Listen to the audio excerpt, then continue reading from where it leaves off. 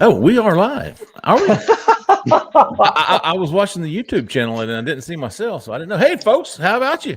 We are live. Welcome to the Auburn Live call-in show. I'm your host, Jeffrey Lee, Senior Recruiting Editor for Auburn Live on 3. If you're not a member of that site, now is absolutely the best time ever in the history of the internet. $29.99 until the start of – I had to get that muted, sorry. Until the start of the season. Yeah. Well, I am joined, as always, I'm Mr. Jhead, Mr. Keith Niebuhr, Mr. Cole Pinkston, and this week got a special guest, Mr. Justin Hoganson. How about you, fellas? We got to bring in the big dog Hoke for this Bring in special, the big dog special shows. To talk about the big dog. Justin, you had a sit down with Mr. John Cohen, athletics director for Auburn University. Had discussed several things with him. All that video is up in its entirety on our YouTube channel. But we wanted to touch on some highlights. Justin, what were some of the things that you took away from that conversation with John Cohen? Yeah, it was an interesting conversation. Hopefully I'm not muted again like I was before we started. Yeah, it was an interesting conversation. I mean, we talked about Freeze for a little bit. I didn't really want to relitigate that completely because he was kind of doing a local media round. So he talked to everybody. It was something he promised that he would do, and he got around to it. So plenty of questions were asked about that. But, I mean, on Freeze, we talked a little bit about the process and a little bit about the backlash and just kind of handling it. Kind of one of the things I asked him was, hey, how hard was it to not just want to invite every person that critiqued it or had a criticism of it, invite them in there, show them what you saw just so they could see your perspective. And he's like, yeah, I mean, I would love to do that. We can't recreate the process for everybody. And so I don't know. I took away from the Hugh Freeze thing. He is very, very adamant that the process they went through, the people they talked to, the information they got back, the transparency of Hugh Freeze, even the people involved, without going into a lot of detail, even the people involved on the Auburn side that were vetting the information coming in, he's just very, very feels very strongly about how they went about it in terms of making the right decision and being able to back up the hire for people that have criticism about not the football side, but the other stuff. And so, and he feels very comfortable being linked directly to Hugh Freeze and the success or the failure that happens at Auburn. So one of the things I asked him, like, look, you could do 99 great things. If the one thing you don't do well is football, that's like your job. Like, are you comfortable with that? Are you comfortable being directly linked to Hugh Freeze being that guy? And he's like, yeah. I mean, so, I think he feels good about the process they went through, and it will defend that, without going into detail. We talked some off the record, just, as these things normally go, and it's just normally what happens, right? You get a certain amount of on the record answers, and then you can kind of talk off the record a little bit. Maybe it's clarification or perspective on some of the things he said that he didn't want to get into that needed more clarification, or maybe it's just things he just didn't want out there. But I'm just telling you, he feels very good about the process they went through, and he thinks that they hired the best coach available in Hugh Freeze. So that was kind of interesting to talk to him about. And I can't disagree with him. I think coaching wise is not the issue. It's some of the other stuff. And I'll say, like, if people could see the process, I think there'd be a lot less questions and objections. There still would be some, but they wouldn't be as strong. I don't think as what some of them are today, if that makes sense. Are you still getting, like, are you still hearing feedback from people, negative feedback? To me, it's kind of died down. Like, I'm over it, dude. Yeah. There's nothing you can do at this point. All right? The guy's your head football coach. Get behind him or get the hell out. Yeah, you're right. I mean, I don't see much of it. It's probably more on social media than it is on than like our message board. Yeah. But that's all. Social media is also the place for the loud ones, the loud people. Mm-hmm. So yeah, I mean, if you just polled everybody, however many, I don't know, maybe what do you think? There's probably 300 something thousand Auburn people, fans, alumni out there probably right now, maybe 500,000. I don't know. All are watching this show. Gosh, I would say 95% of them are fine with the Hugh Freeze hire, and there's probably 5% that are in that category of, really disturbed or really bothered by the hire and are having a hard time with it. That's what I would probably think it is. But look, all it's going to take is a couple of losses, for it to, or a couple of wins, or a couple of wins, for it to go away. But all that's gonna do is go to the coaching. It won't really. He could win a million games. That shouldn't, unless you're a hypocrite. It shouldn't affect. If you have an issue with some of the stuff he did off the field, and then he wins games, and then you're fine with it. Well, you're just a hypocrite. Or if he loses games and now you bring that up, well, that's his coaching. That still has nothing to do with the off the field stuff. So you just got to accept it or don't. Yeah, Jhead brought up another good point about that interview. John Cohen was talking about some of the fundraising. And Jhead, what were some of your takeaways? Maybe Justin can divulge a little bit more on that. Sure. I thought – before you start, I got a guy asking me, hey, y'all go ahead and get lined up, man. 701-779-9585. Go ahead and call in and get lined up, man. We're going to get to y'all's calls in just a moment. But I definitely wanted to touch on this John Cohen interview. Jhead, I apologize. Keep going, big dog. You're good, brother. You're good. So I thought a really interesting line by John Cohen in your piece, Justin, was when he's talking about fundraising, and he was talking about fundraising for facilities versus NIL and striking a balance, and basically talked about how the SEC and its new TV network or its new TV contract is going to kind of change how they do things and striking that balance, and things will never be as they were as far as fundraising from an outside donor base for facilities. I thought that was really interesting when you start to think about the new world of NIL and what's more important. Is it more important to make sure that you have a large NIL program and making sure that your players are compensated with the best that you can possibly do? Or is it better to have top-notch facilities, or can you find that? Can you strike a balance? What did you think about his approach towards that, Justin? Yeah, that was one of the more interesting parts, when we were talking about the NIL world, and kind of what I asked him was, hey, how do you, you as an AD and you in the athletic department, your job's to fundraise, right? Like fundraise for whatever projects you got going on. Well, then On to Victory sitting over here right next to you. Well, they're also trying to fundraise. And you're both ultimately trying to accomplish the same thing, but there's only so much. The amount of resources, the allocation of resources is only so much. So I was like, how do you align those? How do you work with them, but in a way you're in competition for those resources? How are you not? So I was like, how do you balance that? And he was kind of like, well, he kind of said, look, coaches, administrators, us are going to have to make decisions sometimes. And, and a good example of that has been Bruce with that basketball facility, where basketball facility was approved and it was on the track. And then all of a sudden, one day last year, Bruce, he was kind of like, well, we need to get NIL situated first. And it was kind of like, And so that was kind of the first example of him going, well, okay, so if we only have so much money, I need a basketball facility. But for that to be relevant, I need players. So I need NIL to be good.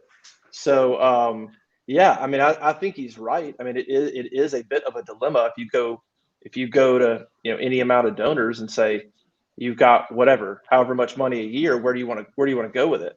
One of the interesting things talking to him is, he kind of mentioned, hey, look, if you give money to NIL, you don't get a name on a building. You don't. It's basically anonymous. Nobody knows. Mm-hmm. Nobody knows. Whereas if you get a brick on a walkway, maybe you get a name on a plaque. Like there's a million things you can get a name on and have a long kind of standing history if you do it that way. So I think it's going to depend on the person too. Like you still have a lot of people right now. It'll be interesting 10 years from now, but like right now, there's still a lot of people that aren't bought into NIL. So some of them are just going to be on that side of it anyway. They're going to give to the athletic department. And I think younger generation of people might want to give to NIL.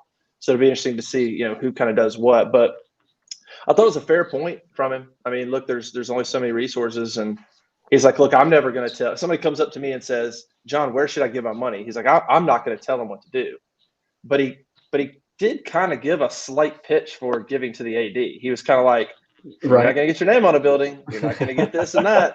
And he didn't necessarily, he supported NIL. He said the players have earned it. They deserve it. He still comes off a little bit reserved about, hey, we need guardrails for NIL. The transfer portal is not what we wanted it to be. It's gotten a little out of control. So he's probably a little bit still more on the conservative side in terms of NIL and everything involved with that versus giving to the athletic department more in a traditional form. So I'll be curious to see kind of how he kind of moves a little bit more into the modern era, both actions and what he says in public. But yeah, I think it'll be interesting to see. I mean, one of the big things On to Victory is struggling with right now, just honestly, is individual subscriptions. Right. They've got big donors that are giving the money, and they've got, but they're lagging a little bit in terms of people being involved. And so I don't know. There's a long way to go, but if you're Cohen, yeah, you got to walk that line constantly on promoting Auburn, promoting AD projects, facilities, promoting NIL. I mean, you got to do them both at the same time. And the second you get up on a podium and you talk about the athletic department and and you say nothing about the collective, I would think On to Victory is gonna be like, hey man, like maybe when you get a public platform, make sure and mention us. You know what I mean? So it's gonna be a fine line for him. That's an interesting dynamic, right? Very much so. There's only so much money out there that donation wise. Well, also some people like Jhead. Some people like to give money to the university itself. Right. And maybe that's two different baskets, and probably most of the time it is. But even wealthy people have their limits, right? Sure. And they have to make choices. So at what point? This is just. I just wanted the paradigm has shifted so much just in the last 24 months. All I hear is Justin's ice. That sounds pretty good, by the way. I'm thirsty. Sorry. I'm really thirsty. It's okay. The paradigm in college athletics has changed so much in the last 24 months. How much is it going to change in the next 24 months moving forward? And the 24 after that, we might not even be talking about NIL in a few years. Right now, it's kind of like a bunch of rich people flexing their muscles at some of these schools. We're seeing it at Miami and some other places. And how long is that sustainable? What's the return on investment? What's the ROI? After a while, man, what am I getting out of this? And, Justin makes a great point. Some of these people may say, I'd rather have my name on a building. But guess what? Even that's not permanent, because once you're gone and a new building's built and that one's knocked down, they ain't putting your name on the new one, okay? Doesn't work that way.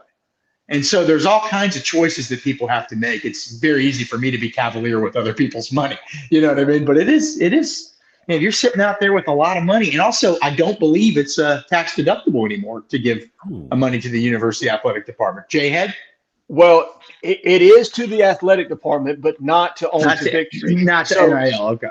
Right. On to Victory is an LLC now, which means that you no longer get that tax break. And they had to do that. And a lot of collectives have had to do that because you're not required through a FOIA request to provide contracts and other things to be made available to media members or whoever may be interested. So there's a little bit of sleight of hand there, but that was kind of the route that a lot of collectives have had to go. But the word, and Justin's right. I mean, I think a lot of collectives are trying to crowdsource right now and trying to get more members and not be so reliant on that major donor base because of the fear of donor fatigue. Like you said, there's only so many resources. You only have so many big time boosters that want to give massive amounts of money. And when they're making a decision of, right, I can give to the university and I can get a major tax break, or I can give to NIL and it's kind of a, great, we got some really good players and we got a good football team now, but what do I get out of it other than potential influence? You know what I mean? So it's a really hard decision. I mean, it's really difficult. And I'm like you, Jay Lee, I'm going to be really interested to see where we are. Do we get some federal regulation? You know what I mean? They've talked about this for 2 years. Do they ever actually move on it? Who knows? And what does that federal regulation look like? Does it just make it more transparent, or does it actually put guide rails on there where you cap things?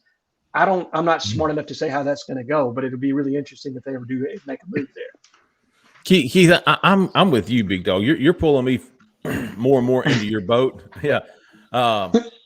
Let's just talk the Ruiz guy from Miami. John Ruiz. Yeah, that's what I said. Don't get us sued, Jay Lee. Come on now. But I mean, he's putting all this. The return on investment has to be minimal, right? Like, what are these kids getting him? How are these kids making him money? If you're investing in this kid, you're not getting like a couple of tweets, a couple of autograph sessions. Well, he's a diehard fan. I think I believe, gosh, did he marry through marriage? Isn't he somehow connected to Mario Cristobal? So he wants to help. They know each other. He wants to help him. He wants to help the program. He's got a lot of pride in that program. Totally understandable. I'm not going to sit here and trash the guy. He's just playing within the foul lines that they. Yeah, exactly. And so, but you're right. At some point, does he say, "Man, I mean, I've spent how much money?" You know what I mean? Wow. I mean, that's going to add up. And he's not the only one, by the way. There's a guy in Gainesville. You saw what just happened there with the quarterback that was signed, and that fell through. And I mean, that was a kid out of high school who was going to make millions of dollars without ever throwing a football. I mean, it's just some of it's absolutely some of it's ludicrous. But that's the only one we know of that fell through. So think of the ones that didn't fall through. Yeah. And so I just don't. Is it sustainable? Who knows? I mean, I never thought that. You had to think at some point college coaches wouldn't make as much as they make now, and they're making more and more, and the TV money's getting bigger, and so maybe it can go on for our lifetimes. I don't know, but it's you wonder. You have to wonder, especially with NIL. What's the it's kind of I'm at a loss for words with NIL, trying to get my arms around it. And I think athletic administrators are as well, and coaches are as well, and state legislators. There's bills passed in Florida last week. There's every state's trying to get their arms around this thing, and I'm not sure anybody fully comprehends it all. Quite frankly, maybe a guy like Brett Whiteside who. Who's it on to 3? But how many of those guys are there? You know what I mean? He's a really bright guy, but I mean, I can't kind of really grasp it all, to be honest with you. Justin, I don't know about you, Jhead, Cole, Well, and I want to get Justin and Cole's take because, they kind of hadn't had a chance to speak here just yet on this part of it. But let's call NIL the way it's currently being done as it is. It's pay for play, right? Like this is not NIL the way it was in theory was so that kids could do jersey signings and make appearances or whatever for a commiserate amount of money. You know what I mean? The name on the video games. Yeah, so that you could get like your little percentage or whatever it was and be paid fairly for that endorsement deal or whatever it was that you were actually providing. What they're doing right now is, and I'm not saying this about OTV, but NIL as a whole, most schools, I mean, it's pay for play and you're doing very, very little in return. I mean, you like you said, a social media post once a month, an appearance, an appearance in the off season. You go to a kid's birthday party. I honestly don't know, but what people are, if numbers are accurate, you know what I mean? If rumors are accurate with some of the dollars that are out there that are floating around, and I don't think all of it is. I mean, honestly, there's no way that it can be, but. It doesn't match the service being rendered. And that's the sad part about it is that we took something or there was a way for kids to make money. And then people got into the space and decided that they were going to, we should have all knew it was coming, but it turned into an arms race and people weaponized themselves and things have gotten out of control. But Cole, Justin, where are you guys at on everything? I really can't offer a lot on this because I'm still learning about it too, just like Keith was saying. I think the reason that we struggle to wrap our arms around it is because it's become political and we don't do politics, we do sports. There you go. That's why we can't really grasp it because it is political is what it is. And we're not those guys. So trying to add that into the sport is kind of weird and it feels unnatural, but if there's a market for it, if they can make money off of it, then yeah, like Keith was asking, does it stay with us? I think it does because there's obviously a market that keeps growing with it. That's the reality we live in with sports today now. Unfortunately, for some, whatever. It wasn't afforded to me when I played sports, is what it is. A lot of people are probably looking back going, man, are you kidding me? I could have had that opportunity. but that's the world we live in today. I can't offer too much more than that, honestly. I still don't quite understand every aspect of it. Yeah, I go ahead, Justin. No. Well, I was just going to say the Florida law. I mean, I think that is where things are going. Like that was a really good deal for those schools. I mean, basically now universities and coaches can assist kids with deals. So I do think the joining of NILs or the integrating of NILs or collectives into the university probably is where it's going. Yeah. You like just integrate it and have an NIL office or department, and it can work the same way, and the coaches can help with deals because it's a weird deal anyway. So that's a good thing that helps the Florida schools. I think NIL it'll change. I mean, it's not going anywhere. There's definitely going to be donor fatigue.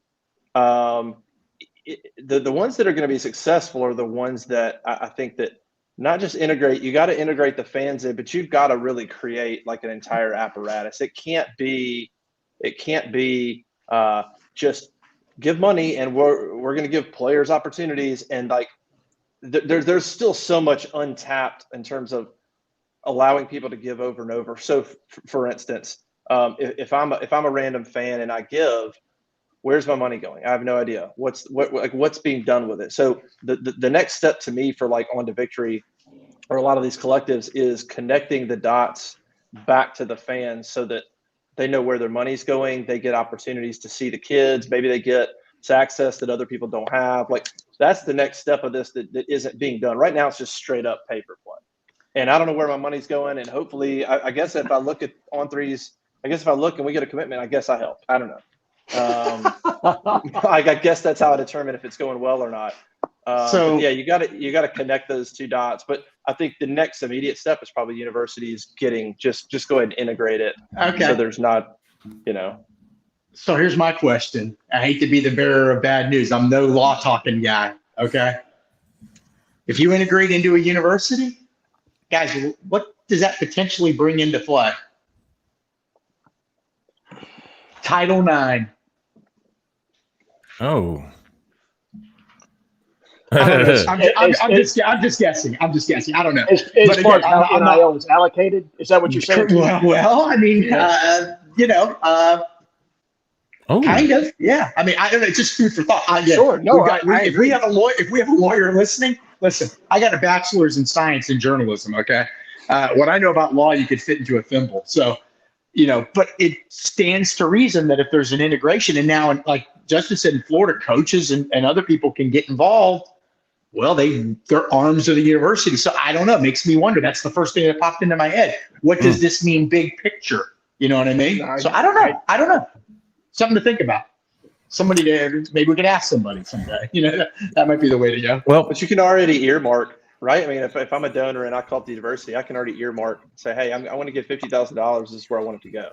They don't say, no, I'm sorry, you can give it, but we're going to decide where it goes. I mean, you already get to decide that, right? So if you integrate it and I say, hey, I want to give money to NIL, I want to go to football, it's going to football. I mean, I don't really see. I mean, I get what you're saying. Yeah, I hear you. I don't see how somebody's going to go, well, we got to make things balanced. Well, that's their money. You go tell them that you're going to make them give their money to somewhere they don't want to give it to.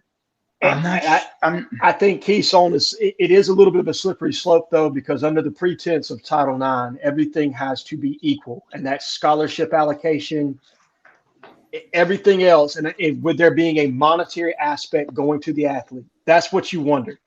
With everything else, it's going to a facility or it's going to like an overarching umbrella within the department.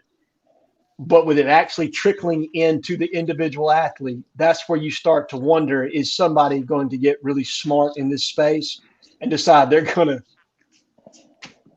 create themselves some business? Yeah, I don't know. I don't know. There are people out there. I mean, look, that's who's Tom Mars? I mean, that's what he does, right? Is get smart and start lawsuits and, get kids to be able to transfer when they're not supposed to be able to and everything else. So, look, interesting topic from Keith. I think Justin's right. I mean, I agree with Justin in that. Yeah. That if you're gonna distribute this money equally, then I'm not gonna give it. Yeah. Because here's one thing I learned from this past recruiting season. This was our first really full NIL class, right? Full class. And this is what I learned. I thought NIL would bring everything to the surface. So this pay for play that's been going on for years, and I'm sure it's been going on at Auburn. Don't think I'm, think that it doesn't. I thought it was going to bring everything to light. And what I learned is NIL is taxable. Yes. The bag man is not. There's still going to be bag man. Matter of fact, it might be the difference. It might be more important now than ever.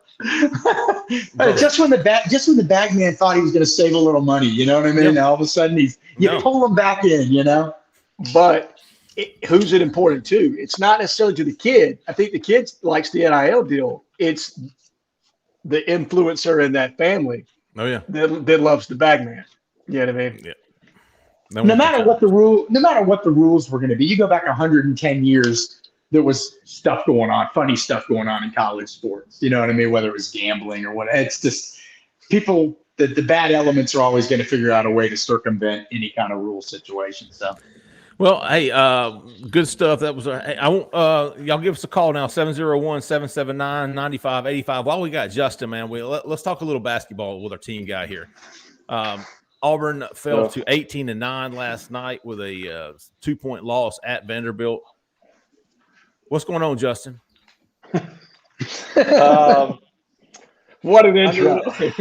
They are they're just They're not a bad basketball team. And anybody that thinks that this is a bad basketball team is just not. It's not true. The resume doesn't support that. Majority of their losses are top 50 losses. They've had 2 bad losses. Last night was one of them.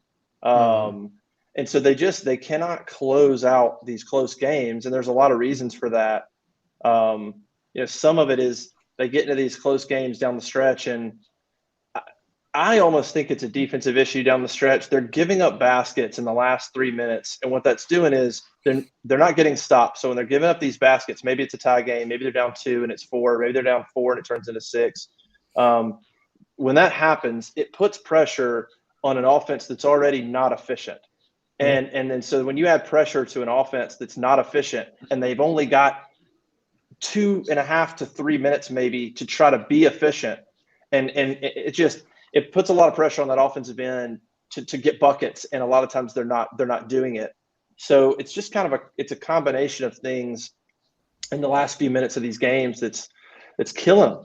I mean, they've got a 3-point loss at Southern Cal, 3-point loss at West Virginia, a 3-point loss at Tennessee, a 5-point loss to A&M, an Alabama game that's a 4-point game with a minute. If Flanagan gets a foul call, he's at the line to make it a 1-possession game with 50 seconds left. You got a 2-point loss to Vanderbilt. I mean, there's just if a few of these go the other way, none of this is a discussion. It's a 20-win team that's in the NCAA tournament right now, and it's all a moot point. But all these close games have gone against them, minus maybe the Florida game. But just so many of them have gone the other way. So it's a team with flaws. Bruce would have told you that from the beginning. We had some conversations early on, even after the Memphis game, we had some conversations like, we are what we are. I mean, it's not Jabari and Walker. It's not Jhead and Bryce and Shuma. They're not that balanced across the board.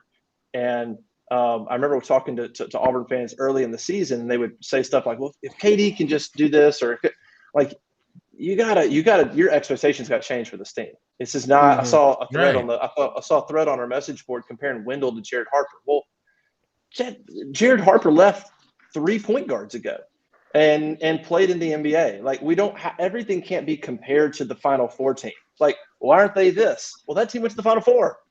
I mean, you know how hard it is to get to the Final Four for Auburn once ever. So, I think there needs to be a little bit of separation of expectations of what this team is, but there are some games that they should have won. And I think the way this team is shaping up, they can't get over the hump. I thought they were going to get over the hump against Vanderbilt. I thought that when it was tied or it was close, I thought they were going to get over that hump and win that close game. And once again, it just didn't happen. So, and Bruce is as mad and frustrated as anybody. So, they're still in decent position to go to the NCAA tournament, but it's going to be tight. I mean, they obviously have to beat Ole Miss. They cannot lose that game. Right. And then if they win that game, to feel decent on Selection Sunday, they need to go 2-2 in the last 4. If they do that, one of these Kentucky, Tennessee, Alabama are all quad 1 games. So just win one of those, go 2-2, finish 10-8 in the league. Be 4-6 in your last 10. That's not great, but it's about 500. And you're probably in, because look, they're in right now. They're projected to be in now. So if you beat Ole Miss, if you go 2-2 and add a quad 1 win to that, I don't think you're going to slip it all. Nobody's going to fault you for losing at Alabama. They're just destroying everybody. So that's kind of what they need to do. If they just beat Ole Miss and lose the last 3 and finish the last 10 like 2-8, and their quad 1 record is 2-9 or 2-10, they're going to put themselves on the chopping block. Like, they're going to put themselves on a place that they do not want to be come Selection Sunday, because you can't bank on winning games in Nashville. You just A&M last year was A&M wasn't in, like Auburn's kind of in right now. Texas A&M wasn't in that position last year, but they beat the number 1 seed in Auburn, made it to the championship game, still didn't get in the tournament. Like, you cannot bank on, well, just win 1 or 2 in Nashville. You don't want to be in that spot. So if they go 2-2, I think they're in, and then it's just about matchups. But if they go 1-3 down the stretch, you're going to Nashville with a lot of pressure to go win a couple games. So I don't know. There's the whole separate discussion is, how did you get here, right? Like, well, you missed on Jarris Walker. That would have been nice. Or Nick Smith. Like, there's a couple of misses that they had, that guys that would have helped. And so there's a few things that got you to this point.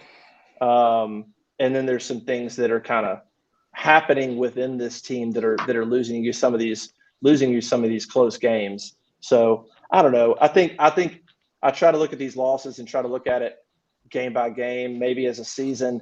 I don't get into every time they lose a game, let's make it let's turn it into like a narrative of, what does this mean for Bruce Pearl and the program? Why does every loss turn into that? It's exhausting. It's so exhausting. It's just a loss. We can talk about the loss. I mean, recruiting's going pretty well last time I checked. So it's just a flawed team. It's just a flawed team that's lacking a little bit in terms of closing these games out. They kind of are what they are. At this point in the season, this is the only thing that matters. Get in the tournament. Let's see what the matchups are. That's the only, just get in, add an NCAA tournament berth, check mark, and then see what the matchup is. Maybe win a first round game. That's all the last year's team, that's all they did. They won 1 game. So, right. I don't know. Like, it's just, at that point in the season, that's where I'm at. It's not championships. It's not big picture stuff. Just get in, add another check on the NCAA tournament berth, and then maybe get a good matchup, win a game, and see what happens. I keep reading that, like, and you mentioned Texas A&M last year, that these tournaments, like, unless you win it, and you weren't going to get in unless you won the tournament, the games, like, mean so little these days, it seems like. When did it become that way? And if that's the case, why are they even playing them anymore? It's a good question. I don't know. They just started deciding on seeding so early. That unless you are literally the team that they're deciding between going in, like, if you're going into the postseason tournament, conference tournament, and you're like one of the teams literally on the fence, maybe it matters for you. But that's just a couple. Pretty much anybody else, if you're either in or you're probably out unless you win the tournament. There's only going to be a couple of teams where winning 1 game in the conference tournament or winning 2 games in the conference tournament actually push you over the edge. There's just a few of those. And is it just a money grab for a conference like the SEC now? If that's the case, I don't know. You know what I mean? Huh? Yeah. It doesn't do a lot of good. So, Justin, if it were to assume that they beat Ole Miss, because Ole Miss isn't very good this year, and you got those other 3 games, and one's at Bama, we know that's going to be really tough.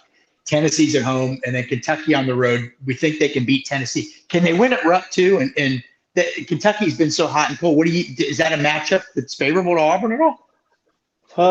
I actually think that I said on the board before the Vanderbilt game, I think they beat Tennessee because it's at home. And I just think that game was so close. I think they can beat Tennessee at home. Kentucky, Kentucky's playing well. They just swept Tennessee. There's no matter what you say about Kentucky, they still have the length and athletic ability that very few teams have. They always are going to have that, kind of like Alabama does. So that'll be a tough matchup. And Rupp's just a tough place. I mean, Auburn hasn't. I haven't looked it up, but I don't know. Auburn hadn't won in there since I guess the '80s, maybe. I don't know when the last time. Really? So that's a place that I until Auburn goes and does it, that's just a place where I'm not going to say that they're going to go in and win and Rupp. But it'll be a close competitive game. They'll have a shot. I just like their chance of beating Tennessee more at the end of the season than I do at Rupp.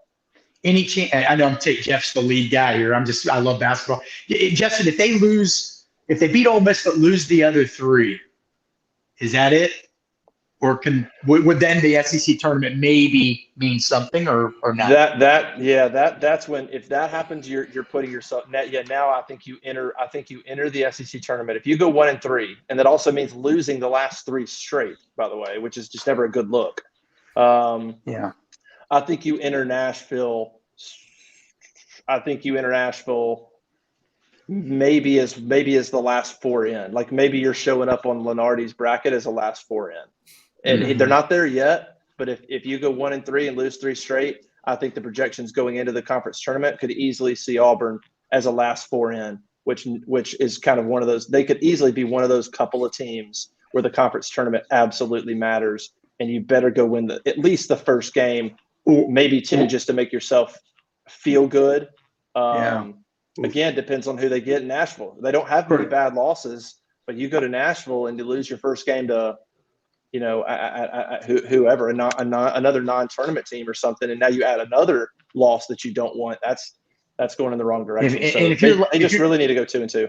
If you're last four going in, then you got to worry about a team in like a second or third place team in another conference running through and taking a spot away too. Yep. They need Northwestern to continue. Northwestern has had a great year. That's been huge for Auburn.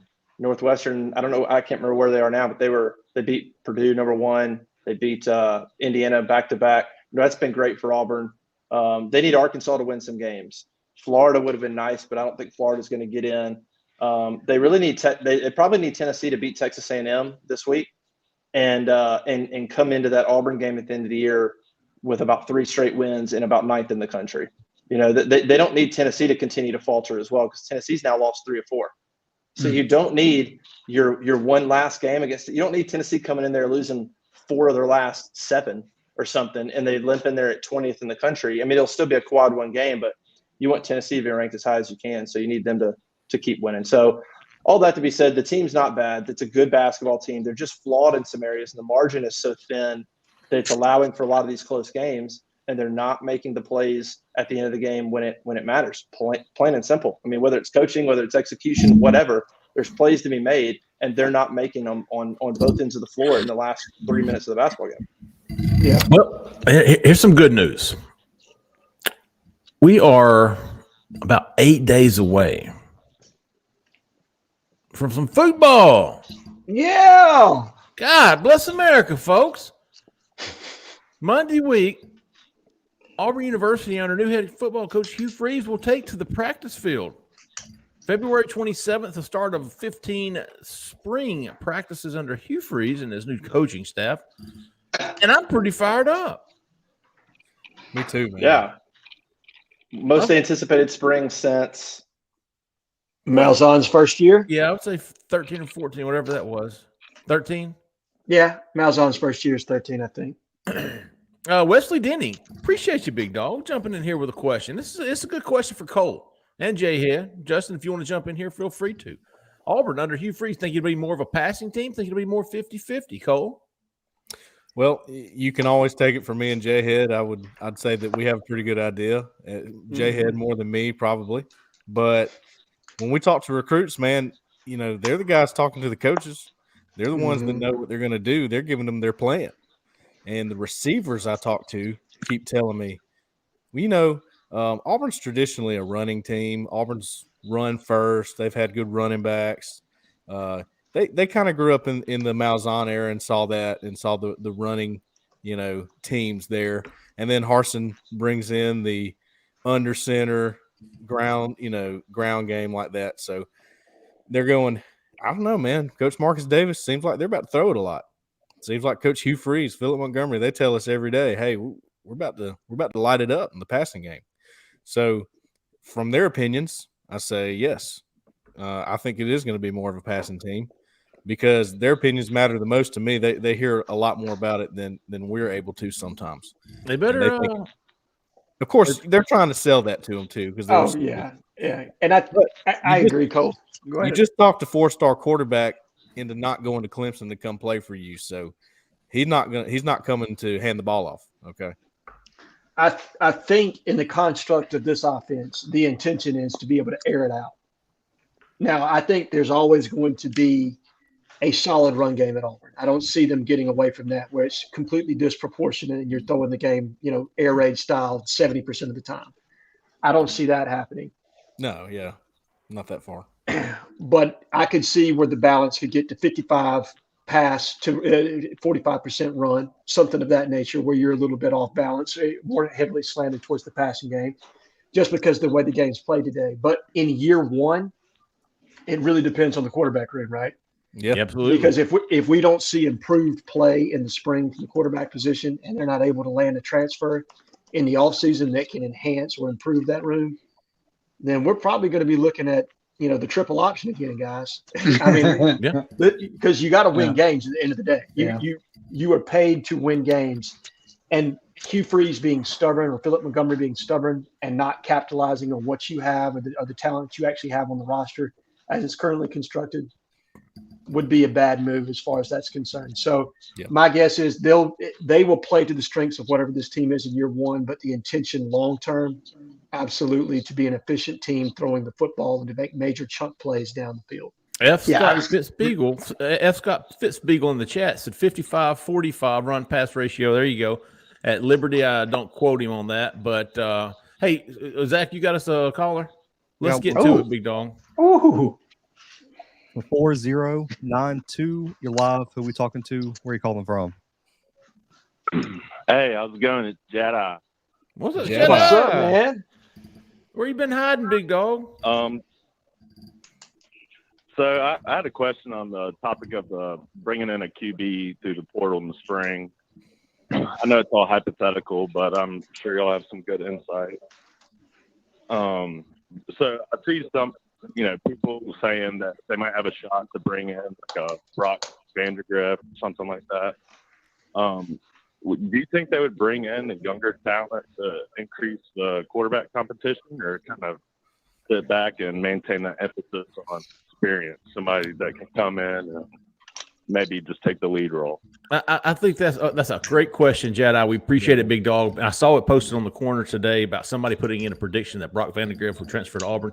Dude, I don't think Auburn's in the market for that. And I could be wrong. I think Auburn's in the market for a guy who can come in and start right away. I'm not talking about going through spring. I'm talking about a guy coming in after spring and having only summer practice to get ready to go.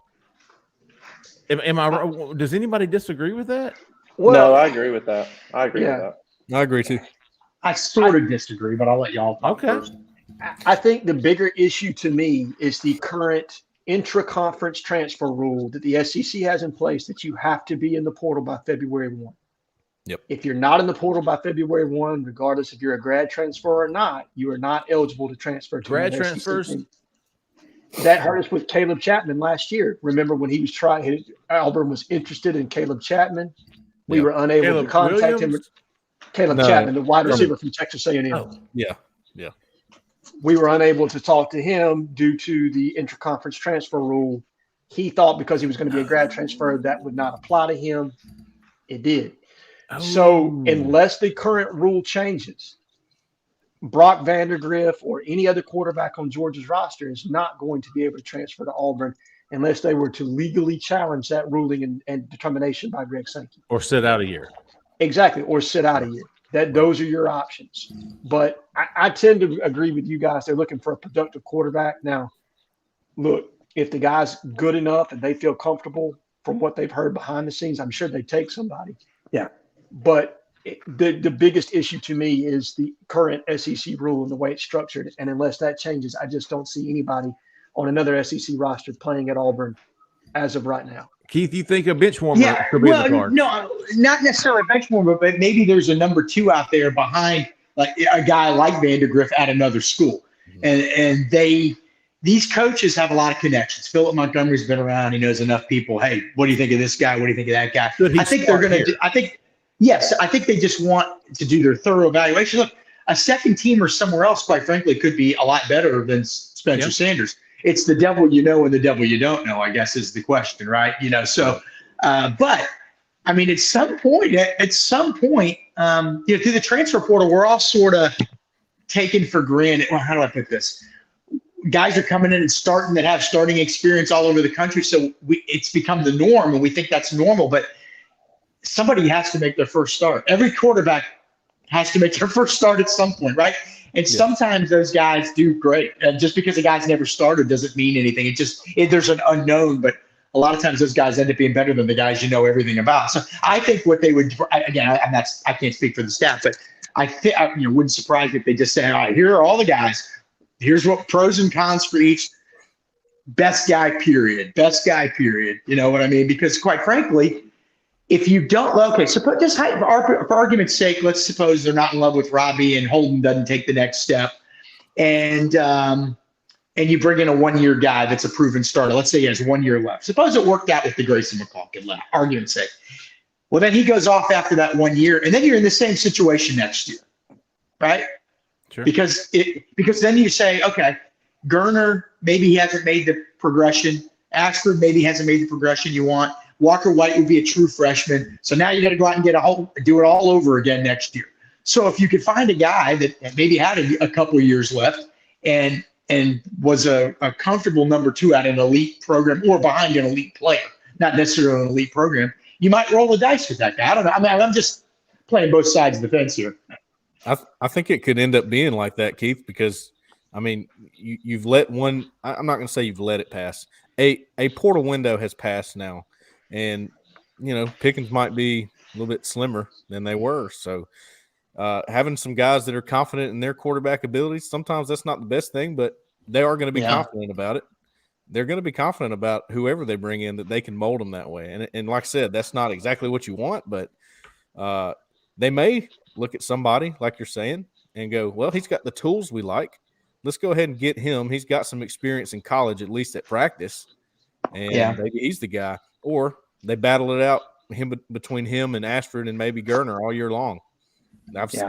At Liberty last year, you had 3 different guys play quarterback, right? And it wasn't really strategy, but it wouldn't be their first rodeo with it. Well, in what situation would you maybe take a number 2? Okay, so Vandergriff, presumably, let's just for argument's sake, that he could go to an Auburn. Well, he's behind. If he doesn't win the job, and he may very well win the job in the spring, but some people think Carson Beck will win the job. So if Beck wins the job and Vandergriff's number 2, then he's getting itchy. He's ready to play. Well, then their number 3 guy is Gunnar Stockton. So now who's your new OC? Mike Bobo, who tried to recruit Gunnar Stockton to Auburn. So you may say, well, wait a second. I lost the job to this guy, and then the guy behind me is a Mike Bobo guy. So I'm a good player. I lost to a really good player in the job. I could be starting just about anywhere in the country. It just didn't work out here. So you're not only looking at the guy above you, sometimes you may be looking at the guy behind you and saying, this situation just isn't great for me.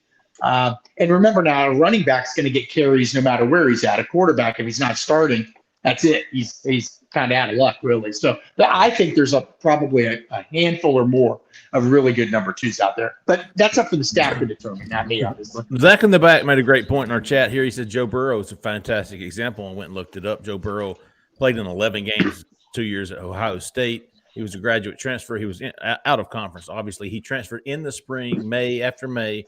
So he came in at LSU, had a summer, and that's about it. Only 11 games experience prior to that. Went on to win Heisman and National Championship and the AFC North. Well, yes, AFC North and played in the Super Bowl. So he's played in the Super Bowl and another championship game. Yeah. Oh, has he been there that long? Yeah. 3 years now. 3 years. Yeah. I think my only argument, Jeffrey, is that you just find the best guy. Sure. Who do you think is the best guy? But again, if you just get a 1 year guy, you very well could be going through the same thing next year if it doesn't work out with the two guys already on there, and Hank Brown. Need to remember him too. Yeah. The three guys that'll be on the roster. Excuse me, Hank Brown, Robbie Ashford, and Holden Gerner, and then Walker White would be a true freshman. So if you're not comfortable with that situation, and they'll be around these guys enough to know in the coming days and weeks and months, then you may end up a year from now having to add another guy. So that's the only thing. So if you get a younger guy that was a number 2, let's say, then you may be able to ride him out for a couple of years till Walker White's ready. I mean, it's all a roll of the dice, and no matter which way you slice it, it's a roll of the dice. Let's be honest. Yeah, I was just gonna say, I think I'm really curious to see if they do bring in, somebody who it is, because I think it could go two ways. Like either they bring somebody in, and it says something about what they saw in spring camp, or they bring somebody in. And like that to me, that's gonna be curious. Is if they bring somebody in, maybe we'll be able to tell based on who they bring in terms of, okay, if they bring in whatever Grayson McCall, we'll just use that guy. We know what that means. If they bring somebody else in, maybe it says, okay, well, that doesn't necessarily mean they don't like what they saw in the spring. That maybe that's just they just made a call with a guy with 3 years to just add depth. Like I'm just curious to see if they do bring somebody in, what that guy looks like. Like what that guy looks like could mean. We liked what we saw in the spring. We didn't like what we saw in the spring. And the other thing that still sticks with me with Hugh Freeze is he said, maybe in the introduction, or maybe in the signing, I think it was the signing day press conference when he was talking about Hank Brown. He was very adamant. It's like, if I haven't seen them in person throw, like I don't like to offer. And I think you saw that. I mean, they only went after a couple guys they went after Grayson McCall, they went after Devin Leary, they flirted with Spencer Sanders, but from what I understand, I don't think they loved him. And past that, I didn't go after everybody. Right. So I that's the other thing that sticks with me is that he seems very, between him and Montgomery and Austin, they're very particular. So the thought of bringing a guy in to add depth even seems. I mean, you're gonna have Gerner, Hank Brown. You still got maybe at least 3 guys if Finley doesn't stay. So I don't know. I think it's just going to depend on a lot who they bring in, and that'll tell a lot of the story. To me, Justin, Grayson McCall raises the ceiling. A guy like Brock Vandegrift, who I picture holding the clipboard for the last couple of years, he raises the floor. Grayson McCall raises the ceiling. Zach, get us back to the phones, big dog. 5960. You're live. Who we talking to? Where are you calling from? What's going on, fella? What's up? Hey, what's up, Edward? Oh, going on, man. How y'all fellas doing? Doing good. Doing well. Hey, Edward, how y'all recovering good from the tornado? Oh yeah, man. Everything starting to come back together. Good deal. I've got a lot of volunteers helping everybody in the community. Fortunately, my home wasn't hit, but a lot of friends of mine, they had some damage. All right, man. Glad to hear y'all are recovering. What's on your mind tonight, Edward? Man, I'm gonna throw out a couple under the radar guys, man, for spring ball, man. I'm getting hyped up, man. I like it. Very nice. I like it. I like Caleb Wooten, J.D. Rim on defense. Ooh, yeah. Michael Riley-Duncan, Jay Faust on offense. Nice. I look for those guys to play a major role on this team this year, man. I'm not saying they're going to start, but I look for them to have impact, all 4 of those guys. Oh. Does anybody disagree? Anybody agree? Cole? I like the Michael Riley Ducker pick. Every time I saw him on the field, and he was on the field a few times last year, I thought he was very athletic to be as big as he is. And you've seen him in person. That guy's huge. So maybe he fits in a, I don't know, interesting kind of role with this, because they don't use a lot of tight ends, but maybe he's an H-back. Maybe he's, utility guy. I don't know. It's an interesting pick. I think he's got enough versatility to play that detached role. Yeah, kind of under the radar. Don't even mention his name. But I just believe that he got the skill set to go translate well to what they're trying to do on offense. Yeah. And Caleb Wooden was the other on defense? Yeah. Caleb and J.D. Wooden and J.D. Rim, yeah. Those 2 on defense. Love the J.D. Rim pick. Yeah. JD Rim, in my opinion, is your third corner this coming year. I think he's that First guy off like the Roger. bench. Yeah, that guy like Roger Yeah. McCreary a couple years back. When he was playing behind two veteran corners. And You're talking about outside corner, right? Yeah. Yeah. Not slot corner. No. Right. Yeah. But the outside corner position, I think he's probably your third guy rotating with DJ and Nehemiah, if I had to guess. I'm just laughing. Man. It's crapping season and spring football season. It's the best time in the world right here. I seen you code the other day. You had hound dogs in the background and you was on the lake, man. Light don't get no blood. And them bloodhounds back there. Yeah, man. Yeah, I'm glad y'all didn't hear them. Man. I love to hear small dog ball. And Edward, when deer season ends, crappy season begins. That's right. Oh yeah, I've been slabbing all weekend, man. Hey, we used to go down to Miller's Ferry down there, big dog. Oh yeah. There's some slab down in Miller Fair. We used to go down every year after hunting season, man. Miller's Ferry was that was our honey hole for the crab for the big old just slabs of crappie, baby. Big old fillet. Give me the listen. If they're not big enough to fillet, I don't want them. I'm just gonna tell you that, Edward. We don't even fool with that right there. Okay. I'd rather just catch a brim. I'm gonna fool with small crab. There you go, and cook them whole. I custom make my own Jhead, man. I got a deadly combo for. Oh man. I might have to come down and give it a try. I was gonna say, Jay Lee, you got to get down there, brother. Man, Jay Lee ain't coming nowhere, man. I've been telling him, man, 3 months to come. I gave him rights to hunt on almost 300 acres. I ain't seen him, but I have a sign up for you next year, man. Like I say, you come hunt all you want to. I don't care nothing about the deer hunt. Oh shit! I'm gonna come scouting then. I just want to come scout. You take it up? I don't. I've never been. I've heard once you go, you get addicted, man.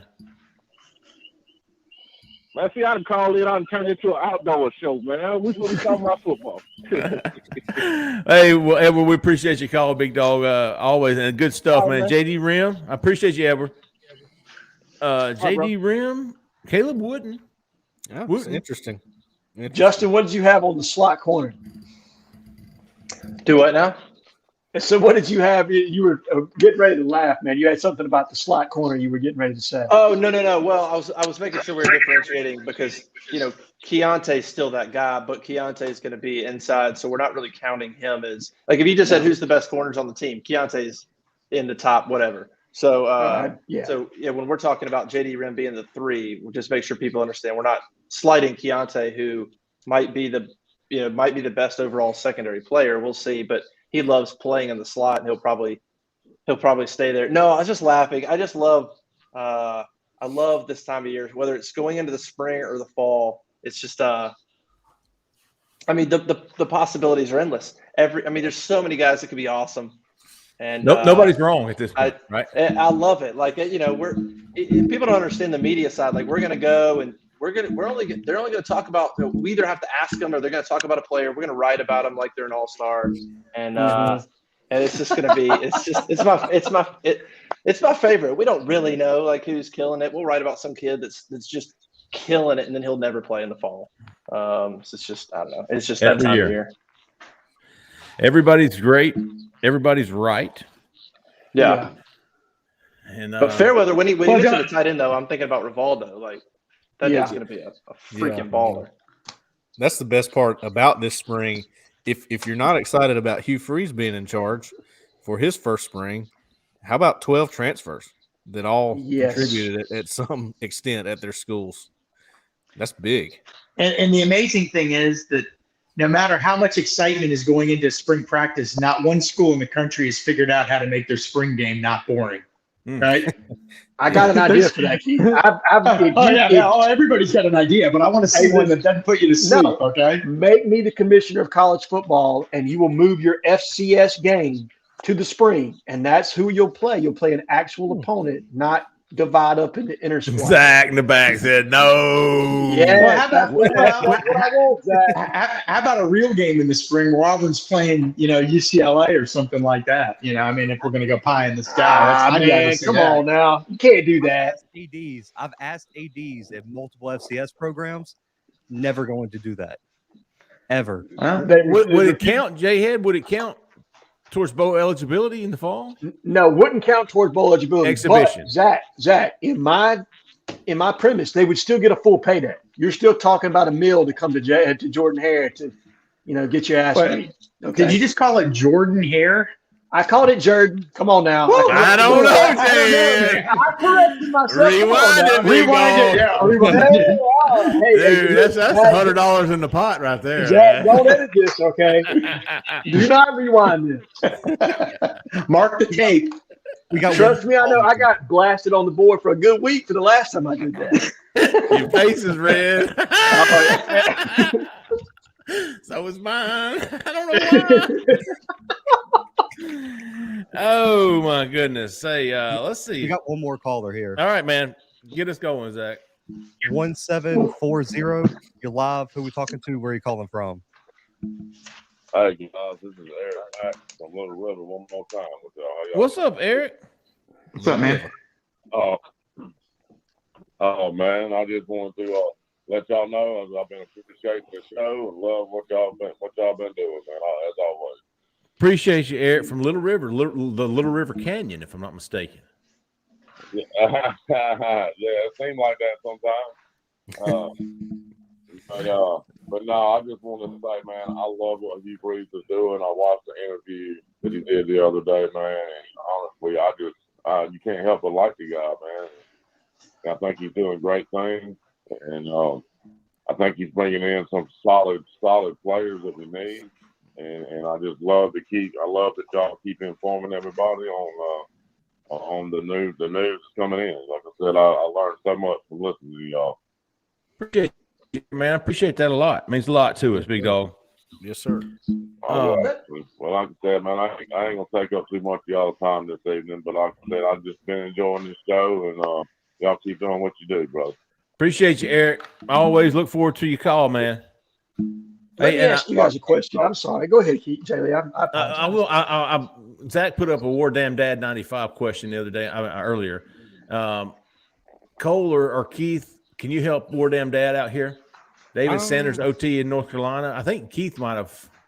I don't think I've talked to him. Okay. I don't think I know much about him, but I'll tell you what, we'll look into it. We'll post something on the message board. Okay. There you go. Shoot me the name. Okay. David Sanders, OT out of North Carolina, number 1 in the 2025 class. We're still learning about the 2024 class. Yeah. We'll certainly look into that for you, damn dad. Well, we do know that the offensive line coach, Jake Thornton, spent a lot of time in the Carolinas in January.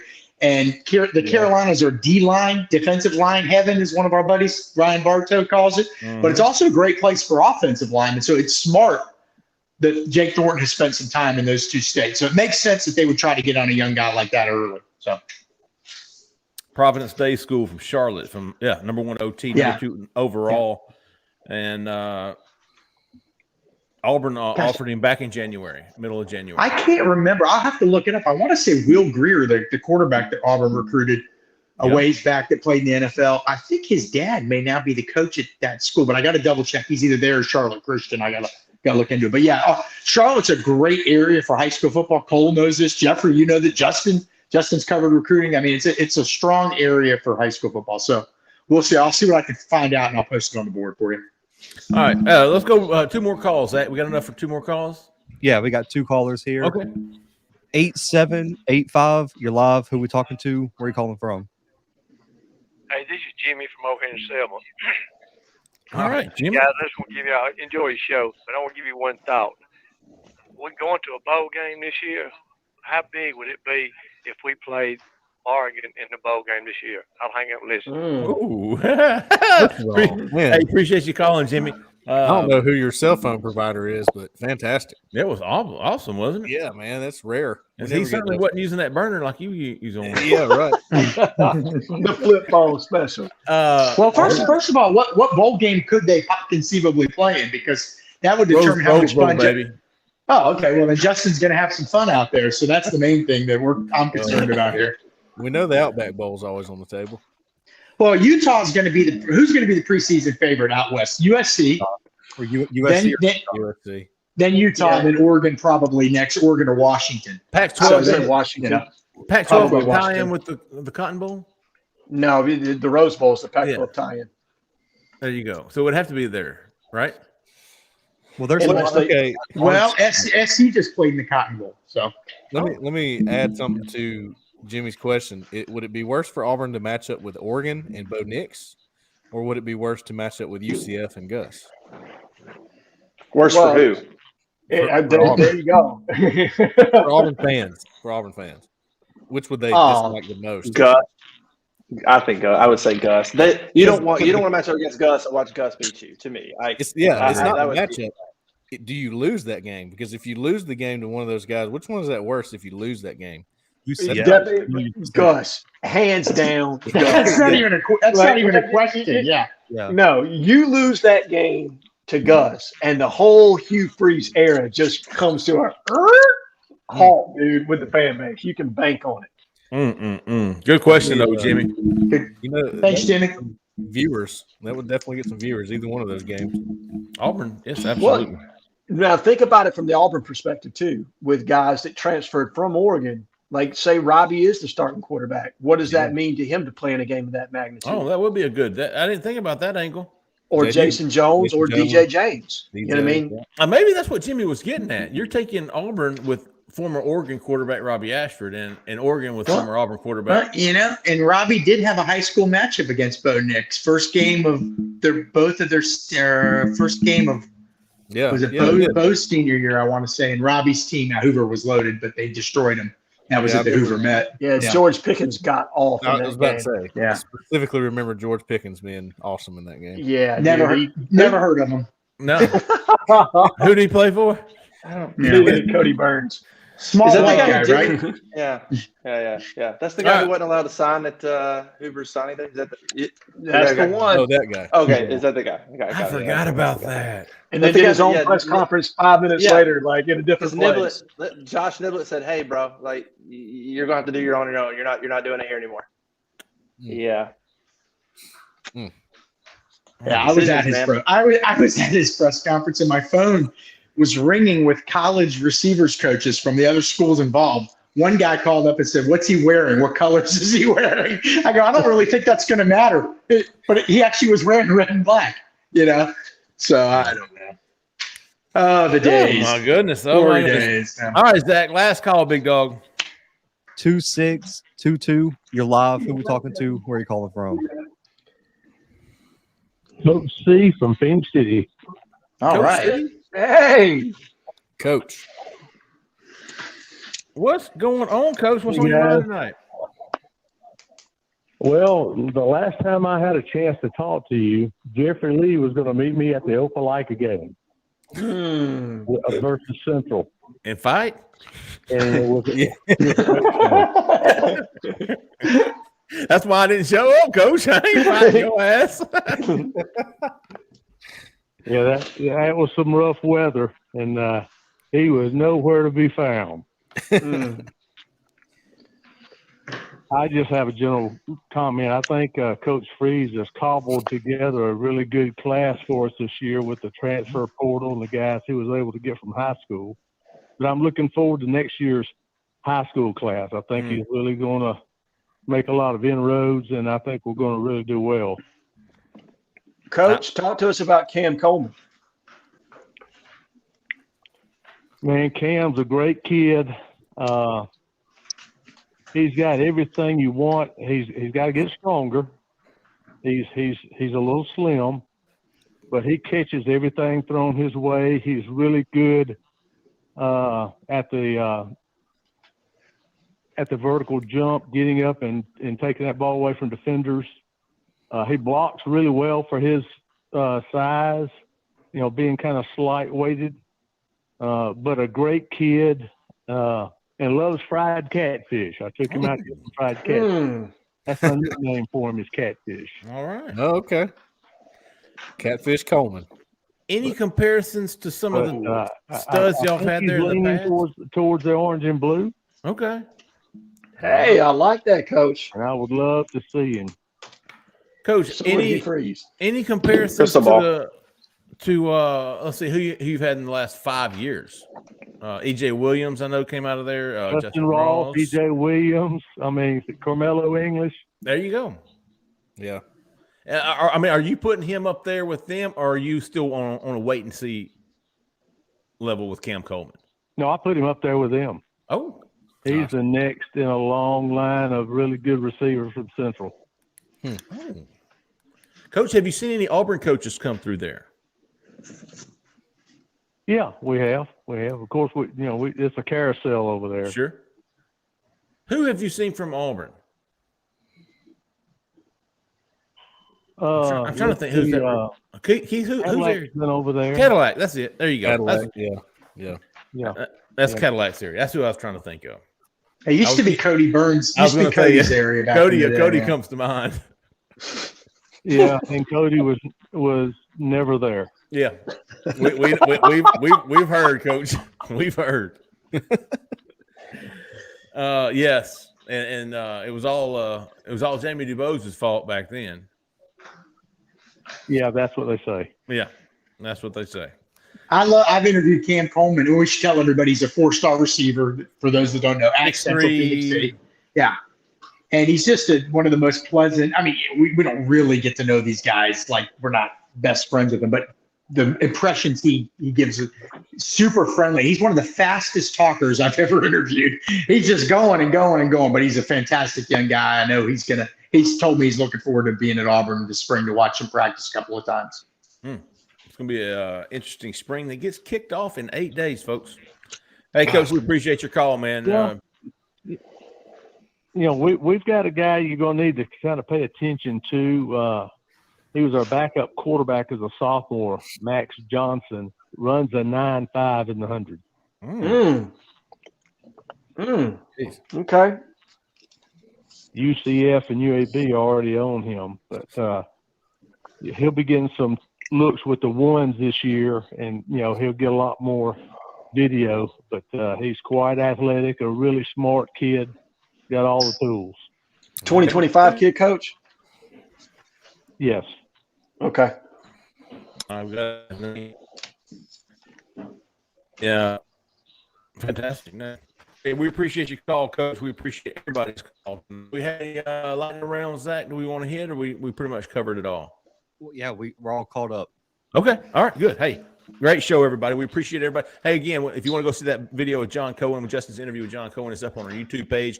If you haven't liked or subscribed to our YouTube page, please do so now. It's free. You'll get those, turn those notifications on, and you'll want to have them on this week. We're going to have some unique content this week. We're going to have some special guests all week long on our show. Subscribe to Auburn Live on 3's YouTube page. And, of course, go check us out at Auburn Live on 3. Appreciate everybody listening. We appreciate everybody watching. For Justin, for Jhead, for Pink, for Keith, for Zach in the back, I'm Jeffrey Lee, man. Y'all stay out of that left lane.